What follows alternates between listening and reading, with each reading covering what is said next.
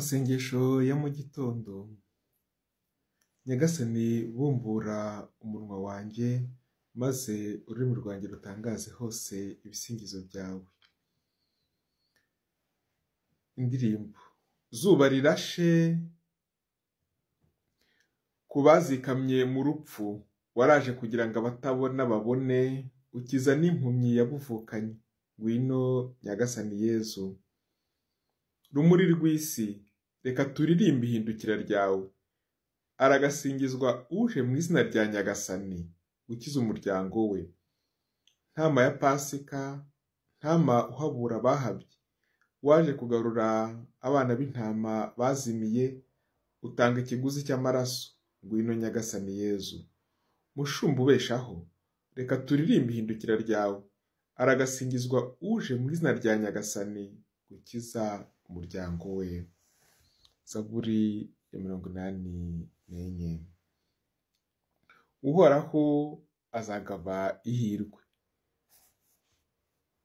Kubera urukundo watonesha igihugu cyawe, ubabarira umuryango wawe icyaha cyawo, kugira ngo ikuzo ryawe riduturemo.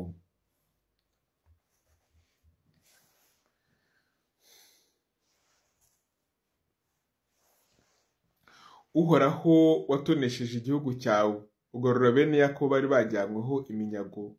Wabariye umuryango wawe icyaha cyawo, uzimanganya ibicumuro byawo byose. Wahosheje ubukana bwawe, uzibukira igikatu cy'uburakari bwawe. Tugarure Mana mukiza wacu, maze ushire umujinya wari udufitiye. Mbese uzahora uturakariye igihe cyose, maze uburakari bwawe uhore bwiyongera? Si wowe se uzadukomorera ubuzima, maze umuryango wawe ukatuboneramo ibyishimo? Uhoraho, twereke impuhwe zawe kandi uduhe agakiza kawe. Ndashaka kumva icyo Uhoraho Imana avuze. Aravuga iby'amahoro y'umuryango we n'abayoboke be. Bapfa gusa kudasubira mu busazi bwabo, kuko ubuvunyi bwe buba hafi y'abamutinya, kugira ngo ikuzo rye rigume mu gihugu cyacu. Impuhwe n'ubudahemuka byarahuriranye, ubutabera n'amahoro birahoberana. Ubudahemuka buzamera busagambe ku isi, maze ubutabera buburukireho buva mu ijuru. Uhoraho ubwe azabaha ihirwe, maze isi yacu izarumbuke imbuto. Ubutabera buzamugenda imbere, n'intambwe ze zigaragaza inzira. Yubahe Imana Data na Mwana na Roho Mutagatifu, nk'uko bisanzwe iteka, yubahe n'ubu n'iteka ryose. Amina.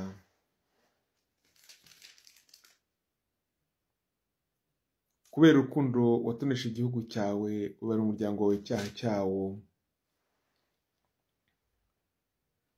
Zaburi ya 66. Mana yacu, imiryango yose nigusingize, imiryango yose nigusingirize icyarimwe.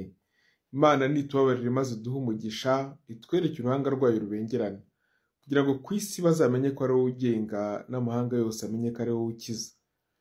Mana yacu, imiryango yose nigusingize, imiryango yose nigusingirize icyarimwe. Amoko yose niyishima aririmbe, kuko utegekana ubutabera ibihugu byose, ukagenga amahanga yose y'isi. Mana yacu, imiryango yose nigusingize, imiryango yose nigusingirize icyarimwe. Ubutaka bwacu bweze imbuto. Nyagasani Imana yacu aduhunda ry'imigisha. Imana iduha umugisha kandi niyubahwe n'isi yose aho iva ikagera. Mana yacu, imiryango yose nigusingize, imiryango yose nigusingirize icyarimwe. Isomo ryo mu ibaruwa ya mbere ya Yohana Intumwa, umutwe wa 4, umurongo wa 14 na 15. Natwe twarabyitegereje, none turahamya ko Imana Data yohereje umwana wayo kuba umukiza w'isi. Umuntu wese uhamye ko Kristo ari umwana w'Imana, Imana imuturamo, nawe akayituramo. Iryo ni ijambo ry'Imana. Turishimiye Imana. Kristo umwana w'Imana nzima, tugirire impuhwe. Wowe wicaye iburyo bwa Data, tugirire impuhwe. Wowe Imana Data na Mwana na Roho Mutagatifu, Kristo umwana w'Imana nzima, tugirire impuhwe. Igisingizo cya Zakariya nyikirizo: nimwizere uhoraho, we uzabaha amahoro.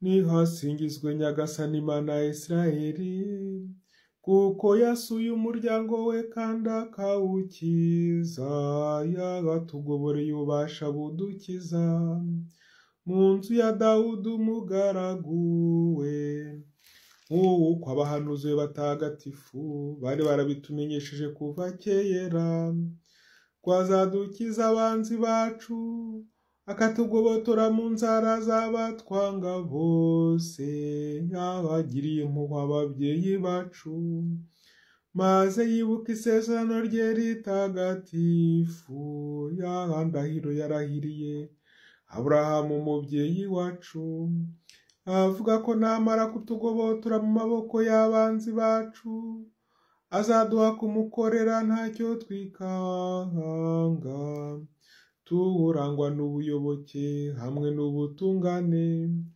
iminsi yose y'ukubaho kwacu. Nawe rero wakana we, uzitwa umuhanuzi w'umusumba byose, kuko uzabanziriza Nyagasani ngo umutegurire amayira, ukamenyesha umuryango we w'umukiro, bazakesha kubabarirwa ibyaha byabo. Ko ku Imana yacu igira impuhwe zahebuje, ari nazo zatumye zuba rirashe amanuka mu ijuru aje kudusura, akabonekera abari batuye mu mwijima no mu gicucu cy'urupfu, kugira ngo atuyobore mu nzira y'amahoro.